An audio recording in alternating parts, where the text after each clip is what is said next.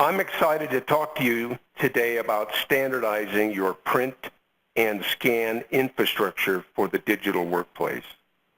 My objective is to make this webinar educational. I want to help you better understand key concepts and terminology related to the digital workplace and the important role that document capture and delivery solutions play in this environment. This initial webinar will lay the foundation for subsequent webinars in this series, where I plan to talk about the cloud, safeguarding your documents, mobility, and transitioning legacy systems for the digital workplace.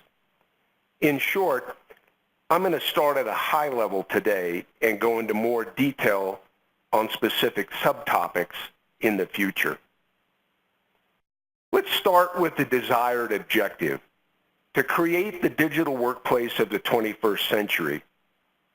Some of you may be thinking, wait a minute, is this topic real or just a marketing buzzword that analysts, consultants, and vendors use to drum up more business? After all, haven't we worked with digital technology for decades? So what's new and different today? I think all of these are valid questions, and to get some answers, let's briefly go back in time, and then we'll fast forward to the present day. Remember how we used computers at work in the 1980s? I do, but some of you may not have even been born then. We worked with dumb, heavy terminals that were connected to some sort of mainframe computer. In modern terms, this was sort of like running a virtual desktop on a thin client terminal device, except the desktop was not yours to customize or configure, and the terminal was big and bulky. Looking at the picture on the left, some of you might be wondering where the mouse is. It wasn't invented at the time, nor was there a real graphical interface in the sense of modern Windows, iOS, Android operating systems. Instead, the user interface consisted of a few colors, green being a very popular one, in a row column layout using a monospace font to ensure that column headings lined up. For the mobile worker, there was no computing device to carry around. Instead, you loaded your briefcase with paper documents and foils. Yes, remember foils? Also known as transparencies that were used with the projector to give presentations. I suspect a few of you are quickly searching on those words right now to understand what I'm even talking about. The mobile phone didn't exist, so the closest thing was a payphone or the phone in your hotel room. What did mobility really mean? Probably that you could walk or move about, but no one used that word in the context of computing. The internet? Forget it. Social media? That was happy hour at the local bar. We did work with digital information, but it was limited. IT equipment was very expensive at the time, and the IT industry was very hardware-oriented. The software age had yet to arrive. Even printing was difficult because most printers at the time were expensive and kept in the data center. Printed documents basically matched the row column layout of the display. No fancy colors, cool fonts, or graphics. Pretty much just text. There was a big market at that time for pre-printed business forms. And we did rely a lot on printed documents in our daily work activities because that was the popular medium for sharing information with coworkers and communicating with partners and customers. Now let's jump forward to the present day. Thankfully, rapid innovation in software, hardware, and telecommunications technology has changed the world dramatically. We've moved out of the green screen era of computing into the modern age. Personally, I don't look back at that previous time as the, quote, good old days. I've often wondered how we lived without smartphones, the internet, and our digital entertainment. So what exactly is the digital workplace? We read and hear about it from vendors, industry thought leaders, and analysts. Let me briefly share a couple of definitions with you. Gartner the well-known global research and advisory firm, claims the digital workplace enables new, more effective ways of working, raising employee engagement and agility, and exploits consumer-oriented styles and technologies. Is this definition clear? Probably not. So let's try another one.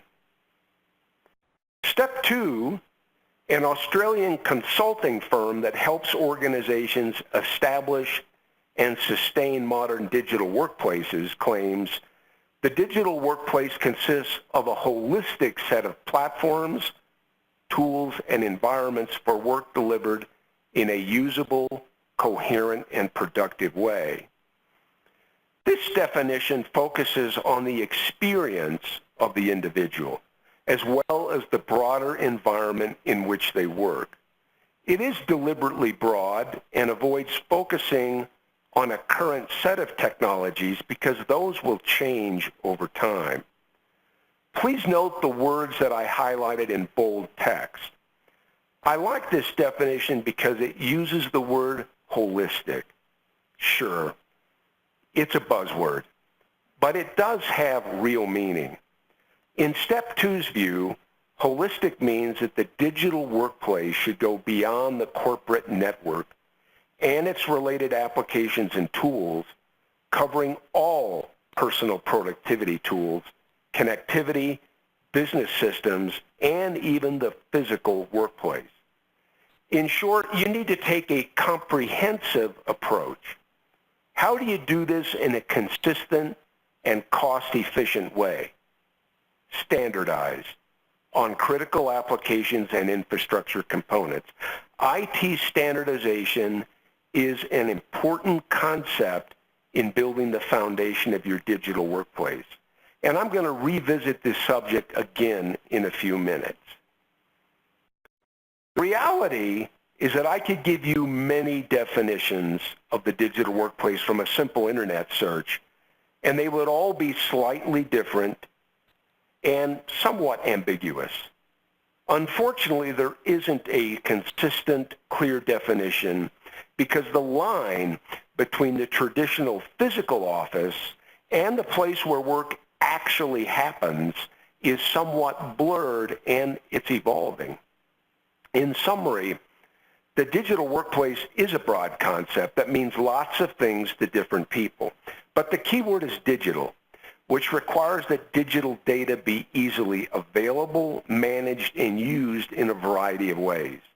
The digital workplace has ties to the internet, mobility, and cloud computing because businesses must make this digital information available anytime, anywhere, and on different computing devices.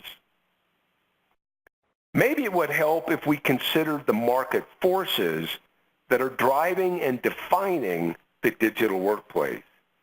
These are things that we must address and even leverage to achieve our objective. First, the big one, digital transformation. In reality, the digital workplace is just the result of digital transformation in the workplace environment. This is one of the many buzzwords that you will hear today. What does digital transformation mean exactly?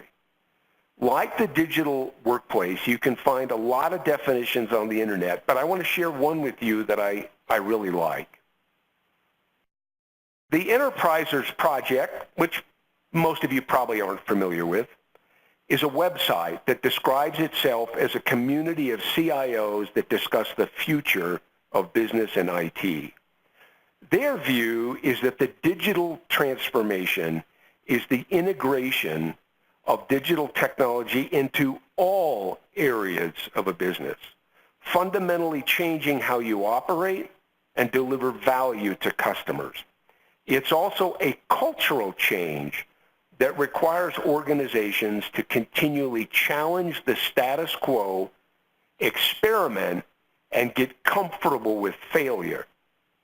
Wow, get comfortable with failure? When has that ever been encouraged? The first sentence in this definition is more about technology, products, and solutions. But the second sentence is about a change in corporate culture, and this starts from the CEO down. The key message here is that you cannot create the digital workplace in your respective businesses without some level of transformation. And transformation is about dramatic change. So we're not talking about something superficial like putting lipstick on a pig. Still, even if we embrace positive changes in our business, the pace of change can be rather relentless at times. This is particularly true with all things digital. The IT industry is experiencing significant change at a rapid rate, and this is very disruptive to both businesses and us, the workers. We can all think of prime examples of top-notch companies that failed to adapt quickly enough and ended up on the scrap pile of failure. I think Benjamin Franklin had it right when he said, "When you're finished changing, you're finished." Success is determined by how well businesses and employees respond to changing market conditions. And this is why agility is closely associated with transformation. Businesses must be nimble and change efficiently, and this demands less complexity in IT infrastructure, operations, and business processes. Let's explore some of these other market forces that are shaping the digital workplace. I need to give you probably a second so your eyes can adjust to all the colors, words, and graphics on this slide. There are many market forces that are shaping the digital workplace. I'm sure I've even overlooked a few things here, and new ones will emerge because change is inevitable. For example, I recently read an article earlier this month about a speech that Ginni Rometty, the CEO of IBM, gave at a conference, and the conference was about building the workforce of the future. The IBM CEO said that artificial intelligence will change 100% of jobs over the next decade. She went on to claim that while only a minority of jobs will disappear, the majority of roles that remain will require people to work with the aid of analytics and some form of artificial intelligence. And this is going to require skills training on a large scale. Even if her prediction is too aggressive in time frame, there's little doubt that the workplace will experience more change in the future. John F. Kennedy once said, and I really like this quote, "Change is the law of life, and those who look only to the past or present are certain to miss the future."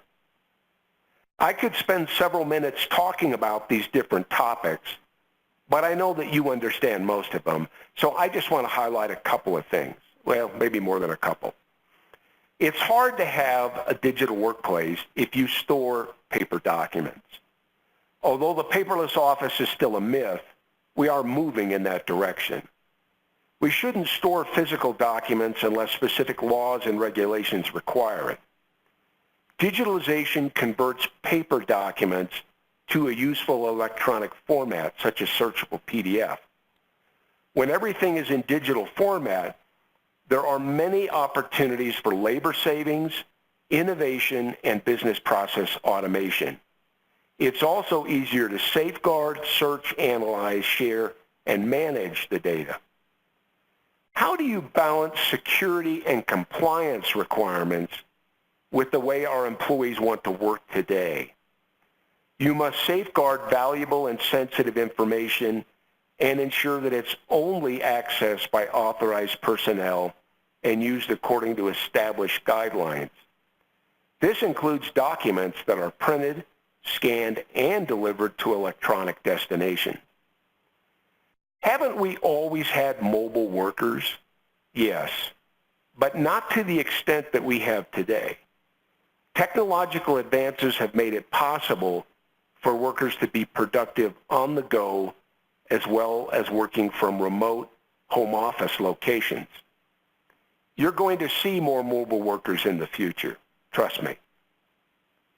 Demographics are also playing a key role. Younger workers grew up in the digital era, and they understand what technology is capable of. They bring these expectations into the workplace, and they can be frustrated with existing applications and IT services. This is driving the emphasis on the, quote, user experience and the need to improve worker productivity and job satisfaction. Keep in mind that businesses are not just competing to acquire and retain customers, but also skilled employees. Here's a graphic that illustrates, or supposed to illustrate, the digital workplace in action. Don't worry, we're not going to be sitting next to each other all day.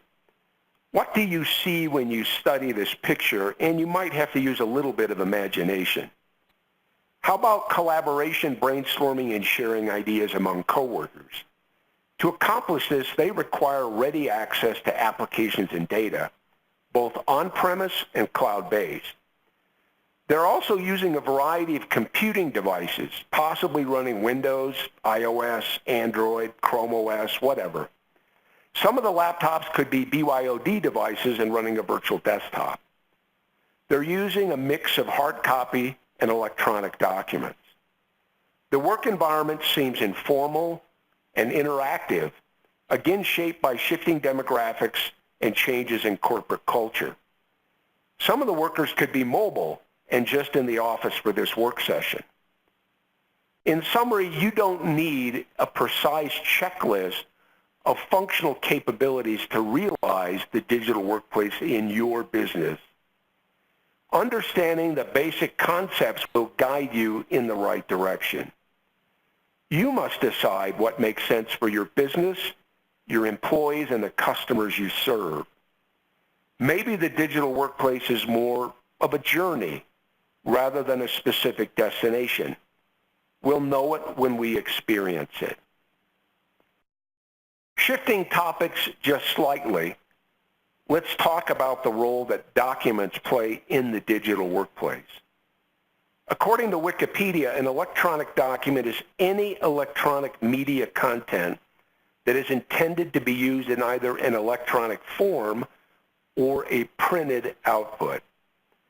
Based on this definition, it's no surprise that documents play an important role in your business. In fact, your business depends on them. This may not be obvious to everyone because you may only be thinking of documents that you create in Word, Excel, or PowerPoint.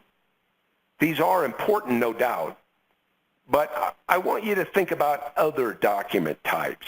For example, emails are documents.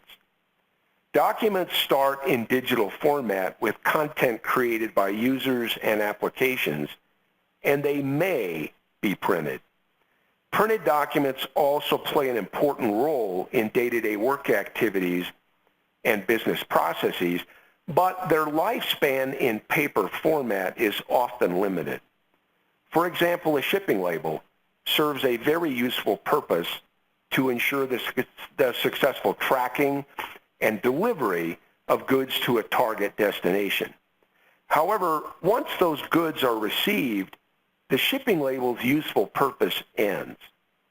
On the other hand, the digital counterpart can live forever and be archived for retention purposes. What about documents that are part of critical business processes? Here you see a few examples of documents that play an important role in several industries. In fact, when you started life as a newborn baby, you likely had a document around your arm in the form of a patient wristband. There are many more examples across different industries and business processes. The point is, I want you to think broadly about the word documents so you'll better appreciate the important role that they play in your business and the need to manage them properly. You may be thinking, isn't the goal of the digital workplace to eliminate paper documents? Yes, in terms of waste and inefficient use, as well as long-term storage retention. However, hard copy documents are not going away anytime soon, despite a major shift toward electronic formats. They are the physical embodiment of their digital counterpart, and although they often have a short lifespan, they do continue to serve an important business purpose. This is probably the best time in this presentation to briefly introduce LRS and our role in the digital workplace. LRS is a privately owned company that was incorporated in 1979, so we're going to celebrate 40 years in business toward the end of this year. Over the past roughly 4 decades, we've grown to be a $250 million global business that's consistently ranked in the top 250 software companies worldwide. We were pioneers in the field of output management, and we continue to help customers simplify and standardize their IT infrastructures, improve their document-related business processes, and save money. LRS software is used by many of the world's largest companies. I referenced this phrase output management on the previous slide, so I thought it would make sense to explain it a little bit more. LRS software addresses a very specific and important business requirement, which is the assured delivery of documents from any application in any format to any destination. For many years, we referred to this capability as enterprise output management, using the word enterprise to denote the breadth and depth of the solution. This definition may not be clear to you now, but you're going to have a much better understanding of it in a few minutes. Working with documents across different applications, computing platforms, and use cases results in many unique print and scan requirements. Most of these have a direct relationship to the digital workplace, so it's important to address them. I don't have time to talk about these specific requirements in detail now, but you likely recognize many of these from your own experience. For your information, I will explore some of these topics in future webinars on the digital workplace, so please watch for email invitations throughout the year. How are organizations addressing these requirements today? And is there a better approach to manage the capture and delivery of documents in the modern digital workplace? I can't speak for other vendors, but I will share LRS's approach with you. Let's start with the root problem. Let's take a closer look at what I would call the typical or average output environment for large enterprises. In most organizations, a lot of printing comes from the digital workplace, where users create documents from a variety of personal computing devices. In addition, organizations typically have one or more mission-critical business applications that run on various server platforms. For example, think of ERP systems like SAP or electronic medical record systems like Cerner, Epic, etc.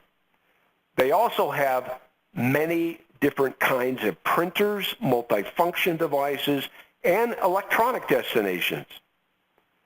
End users and business applications create output in many different formats, and then you got to deliver this output to these target hardware and electronic destinations. And how to do this typically is a homegrown ad hoc infrastructure that evolved over time with little planning or coordination from different IT departments. It usually consists of a disparate set of in-house and third-party solutions. It requires many servers running different operating systems and a vast array of connections between this output infrastructure, the upstream applications, and the downstream destinations. Because of the complexity of this infrastructure, it's expensive, prone to failure, and difficult to maintain. It's also a huge source of frustration for end users, when they're standing in front of a printer wondering why their document hasn't arrived, with no ability to find out why. You can imagine the help desk is in a similar category. So much for improving the user experience. This kind of accidental infrastructure is a millstone around your neck today, and it will be a future obstacle to digital transformation. Remember the word holistic from one of the previous digital workplace definitions. With respect to LRS output management, the word holistic refers to consistent solutions, procedures, policies, service levels, and user experience across the entire enterprise. We achieve this by replacing that complicated spaghetti ball infrastructure with a single middleware architecture that captures and delivers documents from all applications and computing platforms to the required print devices and electronic destinations. This middleware eliminates redundant print servers and multiple application to destination connections. It simplifies administration through centralized management and control and reduces costs. It also leads to greater simplification of your IT infrastructure, and simple things are inherently easier to deploy, change, maintain, and build upon. Your print infrastructure moves from being a rigid, who on earth knows how to change it, hodgepodge, to a nimble and flexible architecture. The previous slide showed the delivery of documents from various applications and computing platforms to print devices and electronic destinations. Now, let's turn that logic flow around and start with hard copy documents that you want to digitize and deliver to applications and storage destinations. This graphic provides a high-level overview of our scan workflow solution. Scanned documents can originate from a variety of sources, both inside and outside of your organization. For example, a user scans a paper document using an MFP device and selects SharePoint as the destination. However, the scan process can occur elsewhere, where you receive digital documents as email attachments, for example, signed contracts from customers. Regardless of the source, you want a solution that automates the processing and delivery of digital documents. Since you want to avoid storing physical documents, digitalization is a key element of your transformation strategy. You can leverage optical character recognition technology, commonly referred to as OCR, to create text-searchable document formats such as PDF or Word, so they can be more efficiently used by your business. A great example of digitalization and the use of electronic data is found in the healthcare industry, with the broad adoption of electronic medical record systems, also referred to by the acronym EMR. For example, to achieve HIMSS Level 7 certification in the U.S., a healthcare provider must ensure that all paper medical record documents are scanned and made available through the EMR system in a very timely manner.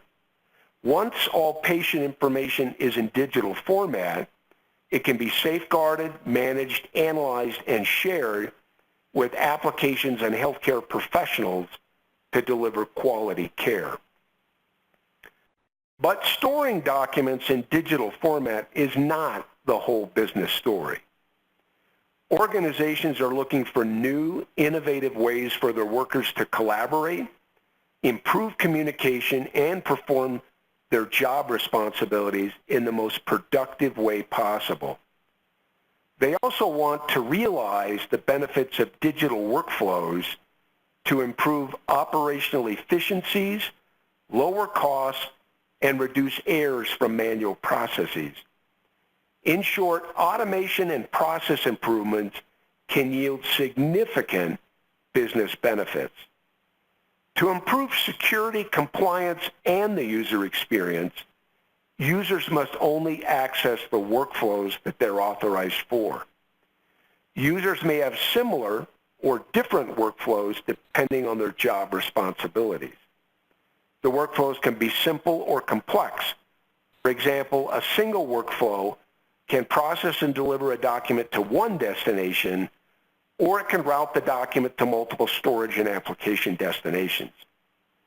To make all this a reality, you need a solution that authenticates the user and automates the scanning, processing, and delivery of paper documents, leveraging your investment in multifunction devices that are conveniently located in the workplace. As I mentioned earlier, LRS takes a holistic approach to output management that provides consistent functionality, user experience, and service levels across all applications and platforms. It does this using a service layer architecture. This layer insulates applications from the complexities of document distribution, and it simplifies the delivery of new services without application changes. You can logically view this service layer as an extension of your organization's existing IT service catalog. IT standardization is a strategy for minimizing costs within an organization by keeping hardware and software as consistent as possible and reducing the number of unique solutions you have that address the same basic requirement. Today, IT organizations are standardizing on many software and hardware components, but output management is often overlooked, and it shouldn't be. By nature, standardization leads to greater simplification of your IT infrastructure, and what does simplification lead to?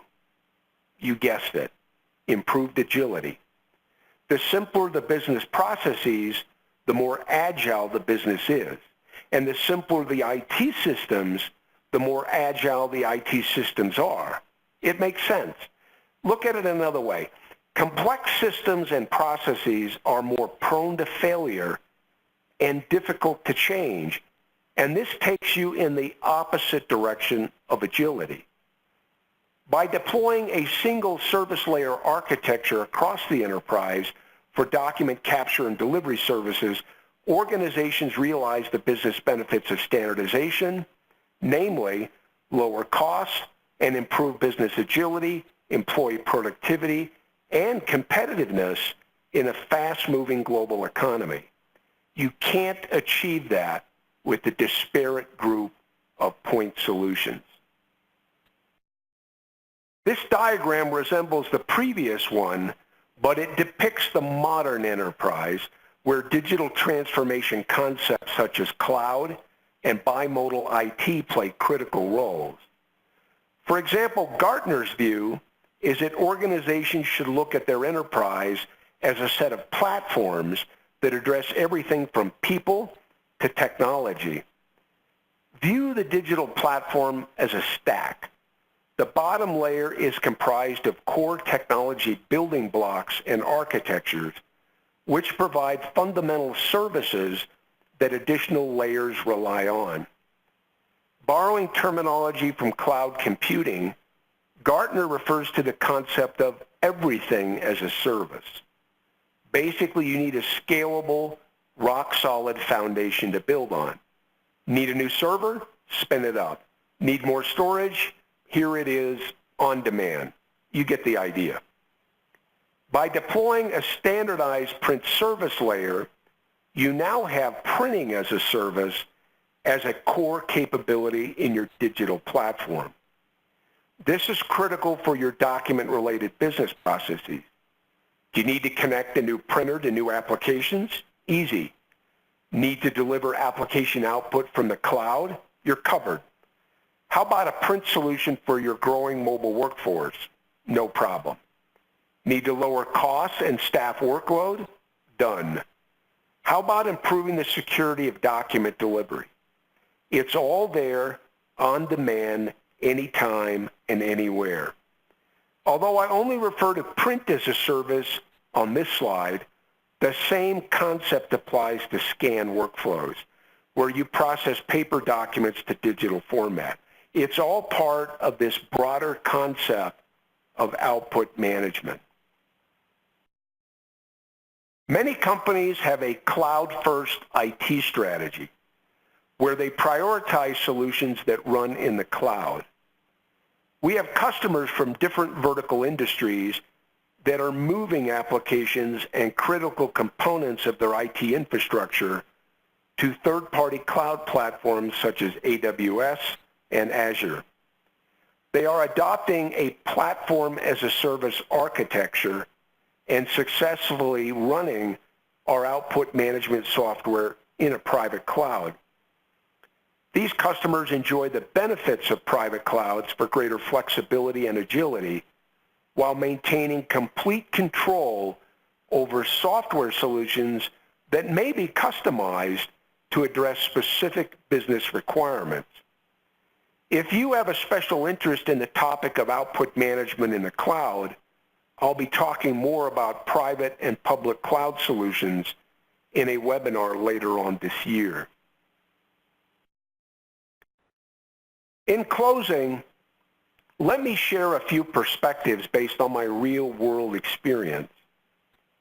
As with many things in life, sometimes you start small to minimize cost and risk, and then see where the future takes you. Maybe you can only justify a modest investment to address some urgent business requirement, and you have limited time to make it happen. And your boss may not care whether a solution is strategic if it solves the immediate problem.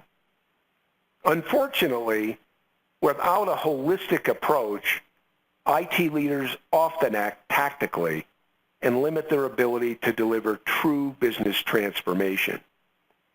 Although there may be good reasons for starting small, it does not prevent you from thinking big. If you don't have an output management solution, a good place to start is the digital workplace. Better to build on a single, scalable architecture that satisfies your digital workplace requirements, yet can be easily extended to deliver greater business value across all applications and platforms in your enterprise. But here's the net message. As you're planning your future digital platform, don't make the mistake of overlooking output management as an opportunity for IT standardization and transformation. Without this capability in your IT environment, you will face an uphill struggle to deliver true business transformation because it's hard to get to the new when you continue to build on the old. I appreciate the opportunity to share my views on the digital workplace and the important role that output management plays. Thank you for your attention, and I wish everyone success in your digital workplace initiatives. I'll now take any questions that you might have. Thank you so much for that, Brent. We have had a couple of questions. If anybody has still got any questions, they can send them to me in the chat panel. The first question that we have is, how can I standardize output management across the whole organization? It seems easier said than done. How long is the typical implementation? That's actually a really good question, because in large enterprises, a key challenge is how do you get this thing across all these organizational silos, these little kingdoms, these little fiefdoms.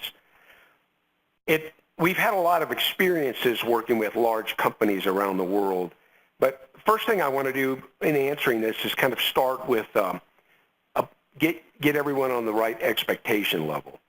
Personally, I'm not aware of any large company, business, that has deployed a holistic output management solution across the entire international, many of our customers are international.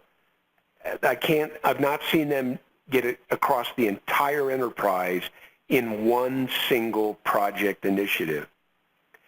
I think it's best to view the objective as a long-term strategy that you implement in a series of steps, where each step is a new project that builds on the same architecture. It's back to that idea of it's great, it's okay to start small, but think big about the all-encompassing strategy, the objective of getting to this IT standardization. Remember the spaghetti ball slide, I call it. You can view the enterprise in two broad functional areas. One is business applications and the other is digital workplace. What typically happens is that an IT organization will start in one of these two areas for the first project. And this approach enables the organization to try out new technology and establish a track record of success and also a return on investment. Remember the old saying, success has many fathers, but failure is an orphan. So it's important to make the initial project a big success because you're going to build on it. Then you look for opportunities to expand the capabilities and benefits to other parts of the business. And don't forget compliance and security departments. With all the focus on compliance and security these days, your chief security officer, your CISO, can be a big supporter. You want to leverage that initial investment you make as much as possible because that's where the ROI gets stronger and stronger. And as you're doing this, seek executive support for the big picture. You're going to have to educate your senior management about the operational and the financial benefits that will be achieved. For example, the broader the deployment, the greater the business benefits. We found that senior management support is a critical success factor, but keep in mind, they want to be winners too. If the value proposition is compelling and internal credibility has been established, you might be surprised how willing they are to champion a broader rollout. We've seen it happen many times around the world. By the way, if your senior management is a little skeptical, ask your LRS account executive to schedule a call with another company that's done it. It's one thing not to trust what the vendor says. I get it. I understand. But hearing success stories from other companies, particularly maybe from your own industry, it carries a lot of weight. So Nick, any other questions? There's one more question, Brent. Having a single solution sounds great. Does the ROI stack up? Yeah, I realize that those charts, those slides, you know, it's commonsensical to think about if IT standardization, why wouldn't you have one tool that does all the things you need instead of a bunch of tools that are redundant? It is, you know, architecturally, it's a great story. People get it. But the financial side is, I think, equally important. And I think the best way to answer this question is every 3 years or so, we commission IDC. Many of you know IDC is a global research and advisory firm similar to Gartner. We commission them to conduct a customer survey to determine the business value of our enterprise output management software. We want an independent view. We want something that we, the vendor, have no control over, no influence over. IDC conducts these one-on-one confidential interviews with existing customers, and they get them from different industries to gather metrics that they use in their own internal proprietary modeling to calculate the ROI as well as other operational and financial benefits. After they interview all these customers, they aggregate this information and they write a white paper about their findings. But to ensure customer anonymity, they never cite the customers they actually interviewed. They just describe things like, we talked to a dozen companies from, you know, these various industries. They describe them sort of very generic. In the most recent white paper that came out in 2016, IDC interviewed 13 large enterprise, and they were all from North America and Europe. Didn't get any from the Asia Pacific area. Based on their analysis, IDC concluded that LRS customers will achieve an average 5-year return on investment of 492% and will break even on their software investment in 10 months. That's impressive, and it's credible based on my experience talking with customers about the benefits that they've received. It is an average value, which means that some customers realize higher ROI, some lower. Everyone uses it, it depends on how broad they deploy it versus how narrow. But the study does provide a very credible independent assessment. And as I said earlier on the other question, if you happen to have the opportunity to do a reference call with a customer who's taken this holistic approach, I think you'll find you should ask them similar questions. What is the financial story? What is the operational story? What is clearly there must be significant benefits or they wouldn't do it. The white paper has a lot more detail than just this kind of summary ROI story, but it's outside the scope of the webinar today, so I can't say much more about it. But if you're interested to read this white paper, I would encourage you to go to the LRS website and just do a search. I think there's a search thing on the top right somewhere, and enter something like IDC white paper. Or if you have contacts at LRS, sales reps, system engineers, ask them for it. They can arrange for you to have it. I think it's a great report. We work hard to make it independent. LRS has no involvement in the interviews. We never see the data between individual customers. The only thing we see, like any reader of the white paper, is the aggregated result.